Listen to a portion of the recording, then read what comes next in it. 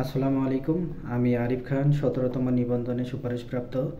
আজকে আপনাদের সামনে কয়েকটি গুরুত্বপূর্ণ বিষয় নিয়ে আলোচনা করার জন্য এসেছি। শুরুতেই শুভকামনা জানাচ্ছি যারা ১৮তম শিক্ষক নিবন্ধনে ইতোমধ্যে ভাইবা দিয়েছেন এবং সামনে যাদের ভাইবা রয়েছে সবার জন্যই রয়েছে শুভকামনা।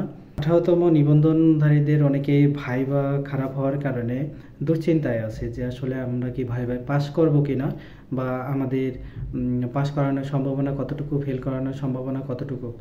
তো আপনাদেরকে আমি এর আগেও জানিয়েছি আসলে ভাইবা বোর্ডে খুব বেশি ফেল করায় না। যদি ভাইবা বোর্ডে যারা ভাইবা নিচ্ছে তাদের সাথে আপনি কোনো রকম বেয়াদবি না করেন এবং আপনার কাগজপত্রে যদি কোনো ভুল না থাকে তাহলে আপনাকে ফেল করানোর সম্ভাবনা খুবই কম, একেবারেই কম। ঠিক আছে, যারা ইতোমধ্যে ভাইবা সম্পন্ন করেছেন কিন্তু আসলে প্রত্যাশা অনুযায়ী ভাইবাটাও দিতে পারেননি, তাদেরকে বলতে চাই আসলে আপনারা এটা নিয়ে দুশ্চিন্তা করবেন না। ভাইবাটা এমন একটা জায়গা যেখানে আপনি আসলে 100% আপনার দক্ষতা বা অ্যাকুরেসি দেখানো কোনোভাবেই সম্ভব না। অনেকেই জিজ্ঞেস করছে বা জানতে চাচ্ছে যে আসলে ষষ্ঠ গণবিজ্ঞপ্তিতে শূন্য পদের সংখ্যা কত। তো এখন পর্যন্ত শূন্য পদের সঠিক তথ্য আসলে জানা সম্ভব না।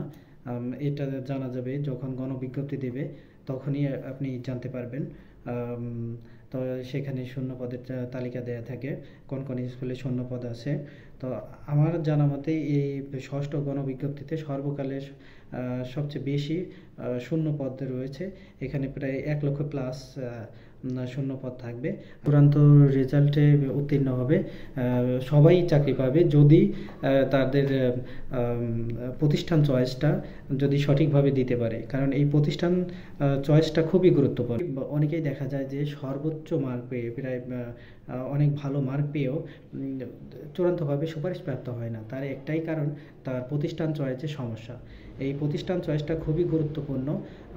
এই বিষয়ে আমি পরবর্তীতে একটা ভিডিও দেব যে কিভাবে প্রতিষ্ঠান চয়েস করতে হবে। এই প্রতিষ্ঠান চয়েসের কারণে অনেক ভালো নাম্বার পেয়েও দেখা যাচ্ছে যে চূড়ান্তভাবে সুপারিশপ্রাপ্ত হয় না। আপনারটা উত্তীর্ণ হয়েও কিন্তু আপনি চাকরি পাবেন না যতক্ষণ পর্যন্ত আপনাকে কোনো প্রতিষ্ঠানে সুপারিশ না করা হয়। তো আপনার সুপারিশ হওয়া পর্যন্ত খুবই গুরুত্বপূর্ণ এবং এ বিষয়ে আপনাকে ভেবেচিন্তে স্টেপ বাই স্টেপ আপনার পদক্ষেপ নিতে হবে।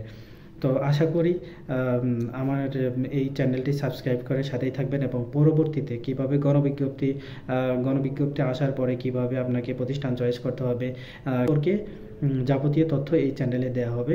আশা করি আমার চ্যানেলের সাথেই থাকবেন। ধন্যবাদ সবাইকে।